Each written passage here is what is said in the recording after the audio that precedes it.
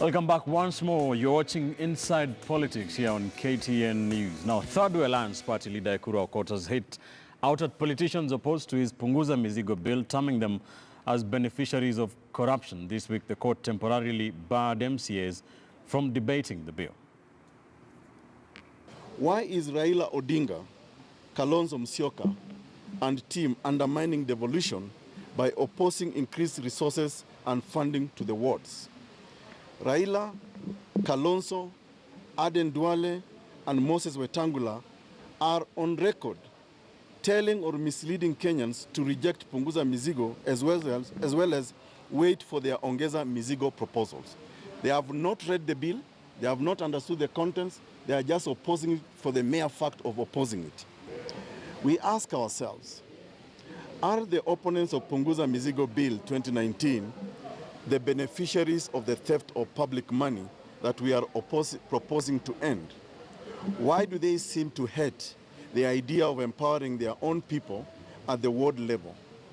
Is this because they want Kenyans to remain in abject poverty so that they can continue exploiting them politically for their own selfish gains?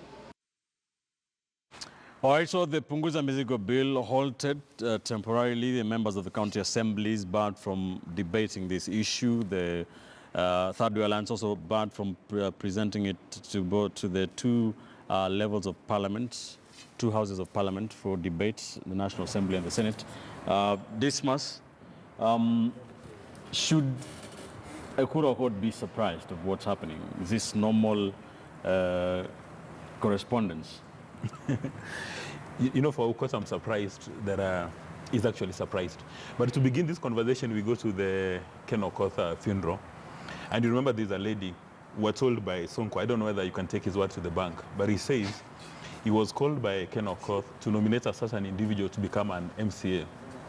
And it seems to me that we've got so many people who get nominated either to the National Assembly, Senate, or county assemblies, not because of understanding the party manifesto, but maybe because of pelvic advantages.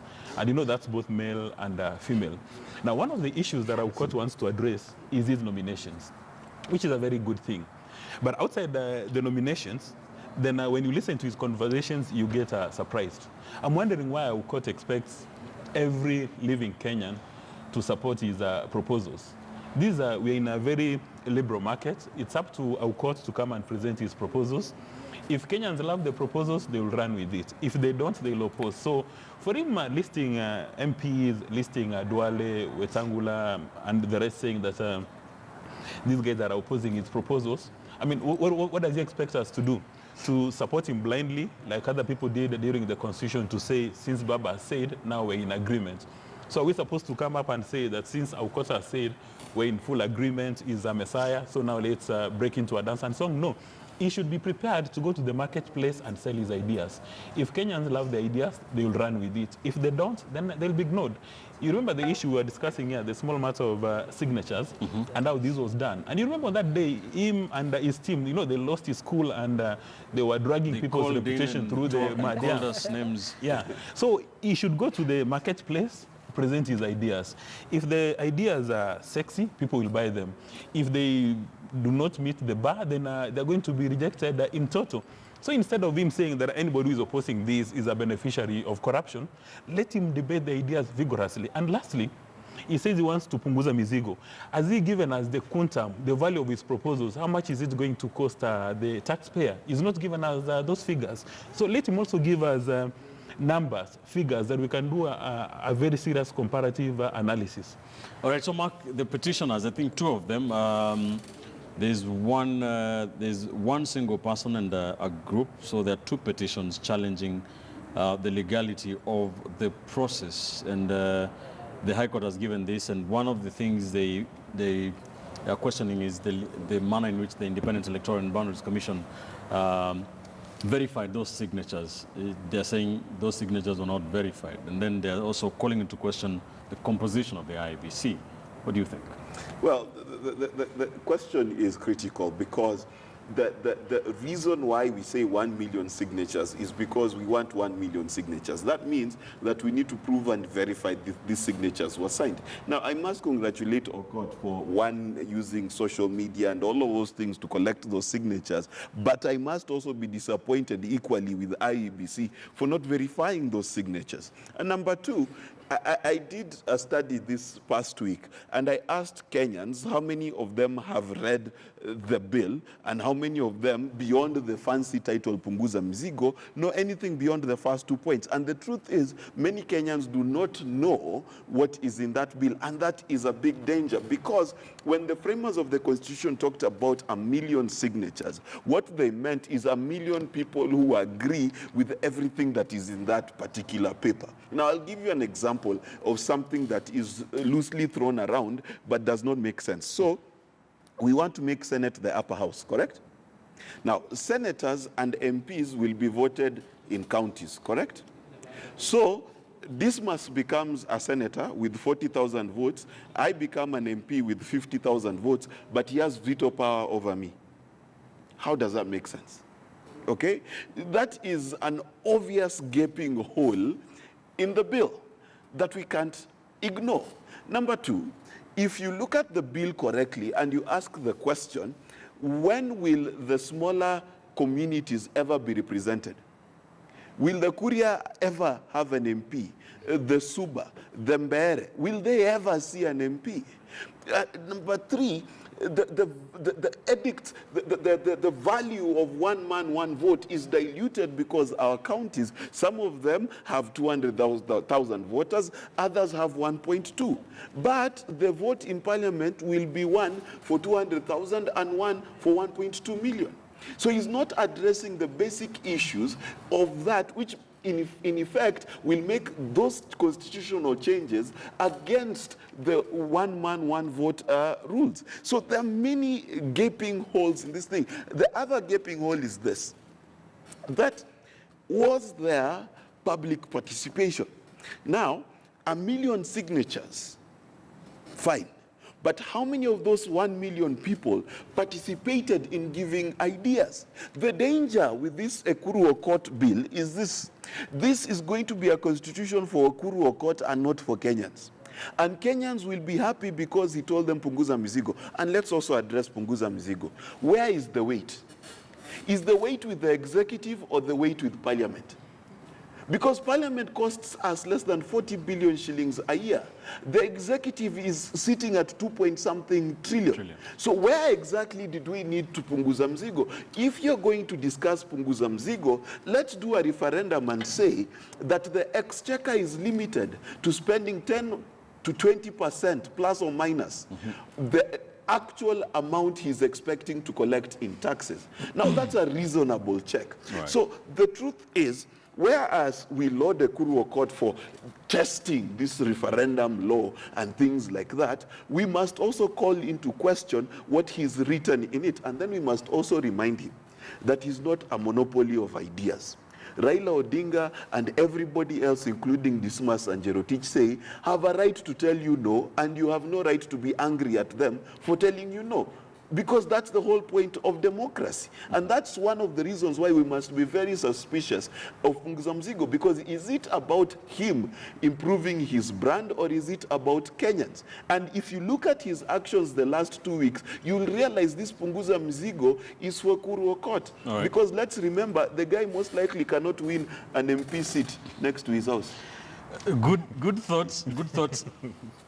Jerotich, I have a loaded question for you. And the petitioners are saying that they admitted failure to authenticate the signatures by the IEBC means that the IEBC could be presenting an unlawful bill to the counties, and that is dangerous. I mean, so does it mean that this was doomed to fail from the word go because of due procedure? Or is it another school of law, of thought, that it is Operation Kill This Bill at all costs?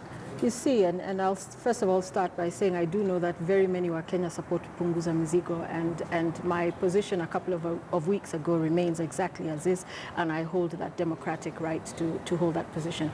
I said also a couple of weeks ago that this, in my opinion, is part of an elaborate plan, and others have attested to that, an elaborate plan to get the public engaged and interested in the issue of a referendum, only to tank it. It will be tanked. These things, these obstacles that you see being placed in Ekuru Aukot's way, and I say Ekuru Aukot because I really attribute that bill to him. I don't even know about Third Way and so on, but this is an Ekuru Aukot bill.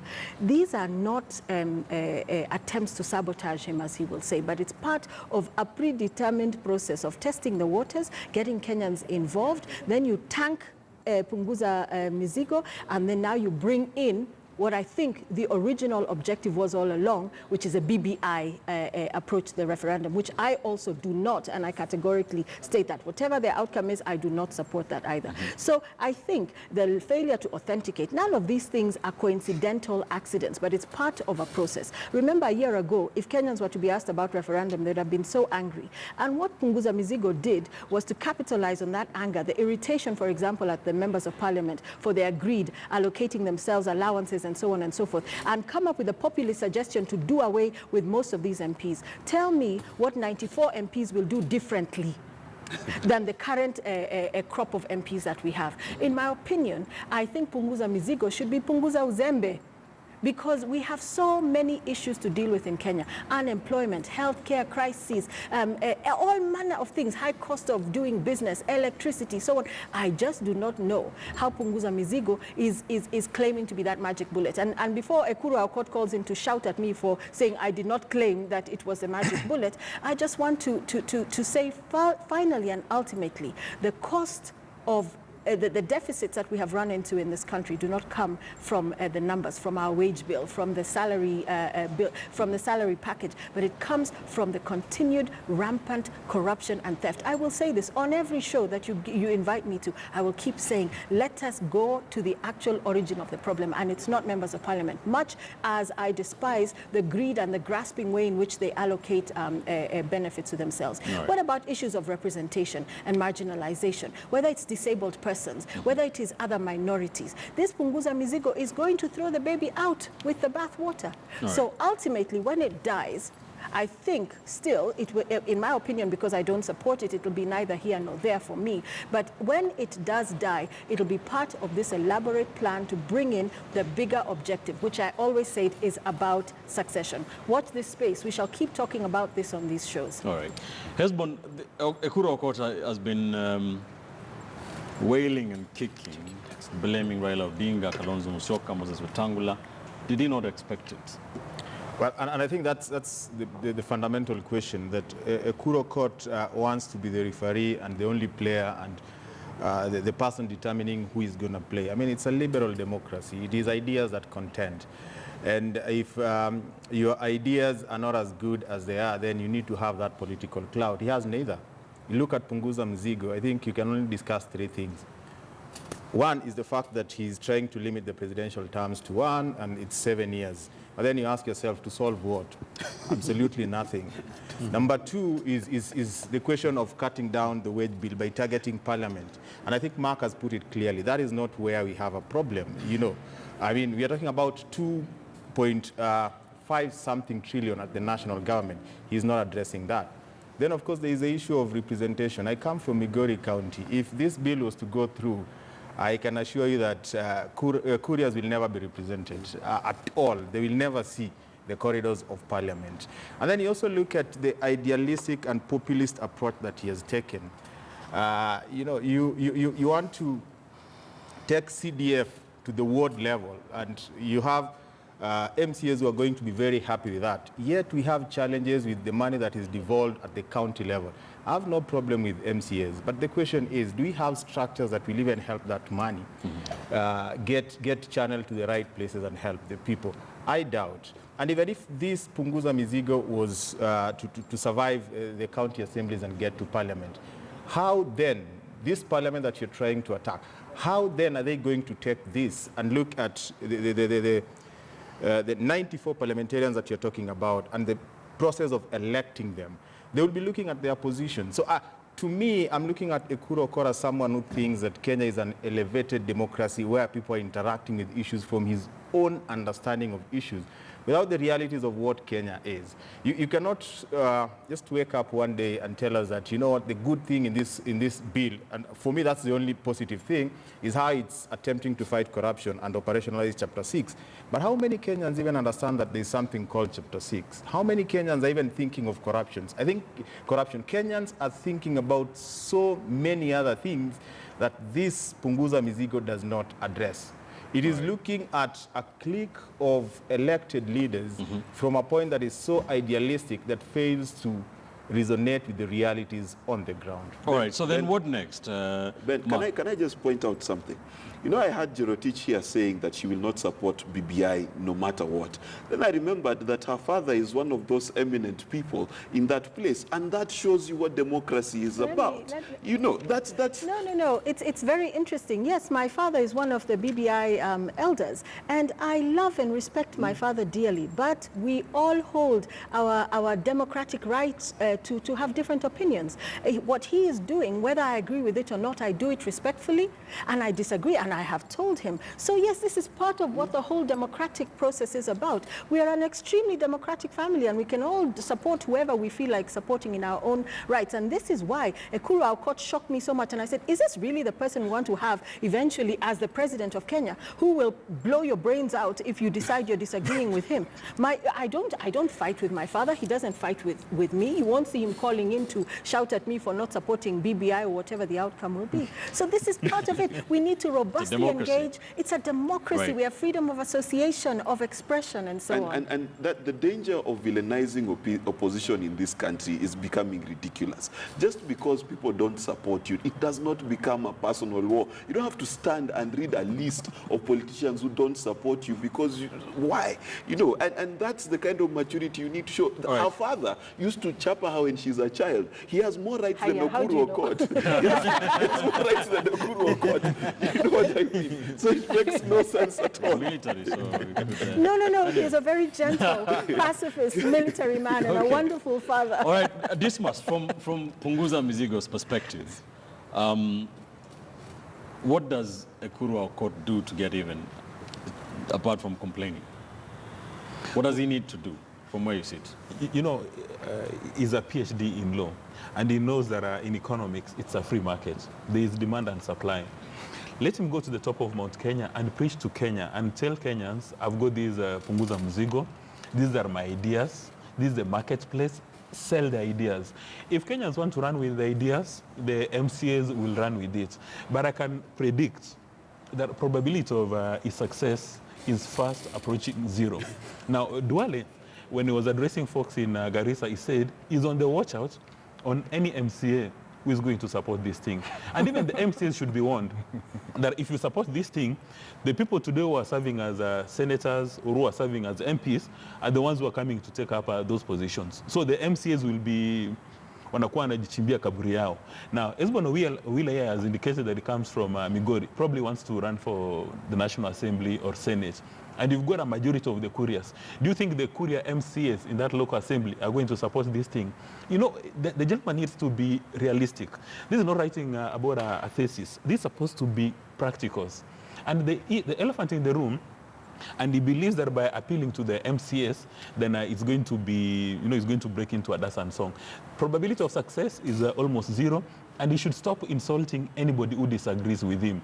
And if he thinks he's got a monopoly of knowledge, then in the Punguza Mizigo bill, let him include another clause to say that nobody shall oppose whatever Ekuru Aukot says. All right, Mark, what does Third Way Alliance need to do, and what does BBI on this past week? Raila Odinga was, you know, telling his troops to go to the grassroots and rally for the BBI process, obviously trying to catch up vis-a-vis Article 257 of the Constitution. What does BBI need to do, and what does Third Way need to do? First and foremost, we need to define what public participation is in the creation of a constitutional question. What I mean by that is this.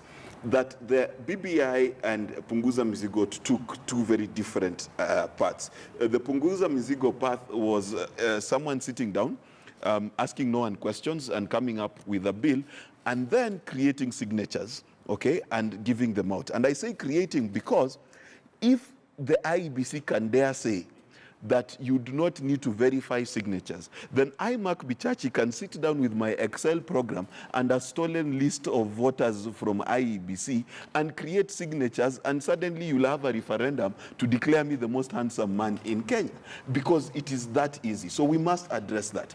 BBI must address one issue. It must address the issue of how has it included the public, because its sittings have not been publicized that much. Right. Its conclusion might pop up as a surprise. So it's going to be critical for BBI to do exactly the opposite of what Ekuru Aukot has done and go around the country and trying to win the people. And that's the thing that Ekuru Aukot is missing. Have you involved everybody in this conversation so that there's ownership, not just popularity? And right. The problem with this is a very dangerous PR stunt. This thing was supposed to give someone clout. That's all it's about. Because which constitutional writer with a PhD will write such a long list of changes to the Constitution and forget any transitional clauses whatsoever? That there is no way of transitioning from A to B. That tells you that this was framed as a publicity stunt, and now we are playing Russian roulette with the future of our children without considering the effects of it. All right, very quickly, Jerotich, you do not support Punguza Mzigo, you do not support BBI. What do you want? Me, I support Wakenya, and I support the right of Wakenya to be able to live their lives in a manner that is not full of theft and plunder of the resources that are there to help them. Now, with BBI, I likely say that that bill was already drafted, maybe even last year. From the beginning, it was in place. And what is happening as people are going around now is to gather views and opinions so that it can solidify a fait accompli. I think it's not that we're waiting for the elders to finish gathering all their views around the country to now draft a bill. That bill was in place. And I will underscore, it has always only been about succession. 2022. And this is why I do not support BBI. And so whatever comes, just like with Punguza Mzigo, you have all these things that you should be debating, arguing, the merits, the demerits of it. That's also what's going to happen with BBI. We'll see a whole list of things. But if you look closely, the only thing it was ever, those are riders. Those are riders. And the issue here is around succession. Ultimately, whether Punguza Mzigo went to referendum, whether BBI goes to referendum, we still will finally have a crop of leaders who are unwilling to follow the letter and the law of the Constitution. Because everyone can read the Constitution and knows what is in there. Let's say chapter 6 that Punguza Mzigo is talking about. Why isn't it implemented? You mean they can't read? You mean they don't know what is in it? So it doesn't matter who comes until we address the issue of integrity in leadership today. There is nothing we are doing. We can bring referenda upon referenda, continue to add to the national debt of this country, and won't be going anywhere. And this is why I don't support BBI. This is why I don't support Punguza Mzigo. Yes. I support Wakenya. Hesbon, what is your crystal ball telling you? Well, very quickly as we wind up. I think the two bills, what BBI will come up with and Punguza Mzigo, are basically going to be in the public domain. And the veracity of how they're going to be important is not for anyone to decide. It's the public. But I would say this. I believe in the BBI because I think it was born out of the handshake, and the critical issues that made the handshake happen, issues to do with succession, transition politics, and of course the issue of the winner takes it all. And the reason why I believe in the BBI is very simple. I think President Uhuru Kenyatta has seen the transitions that we've had, and he has seen how they've been chaotic and violent. And being a president who has demonstrated his willingness to unite Kenyans, I think he has something in it that he's looking to sort through the BBI. Then secondly, I also believe in Raila Odinga's reform ideology, and I think he has reached the pinnacle of his career, and I don't think he has anything else to offer Kenyans other than an electoral system that is just. And for me, that is what I'm hoping to see in the BBI. Right. There are a number of people who are claiming that it is not born out of public participation. And I don't blame the BBI. I think the BBI publicized where they were going. And if people believe that the outcome of the BBI were predetermined, then the onus was on these people to go and air their views so that ultimately, if their views are not included in the BBI, they complain. From where I sit, I have a lot of hope in the BBI. But again, just like I said, it's a public document that will have to go to the public debate. All right. Let's take another quick commercial break, one final one here on Inside Politics. When we come back, we will be having the final thoughts. We'll also be giving you an opportunity to have the final say on our discussions today. Be sure to call us or Skype us in with your take. Don't go too far.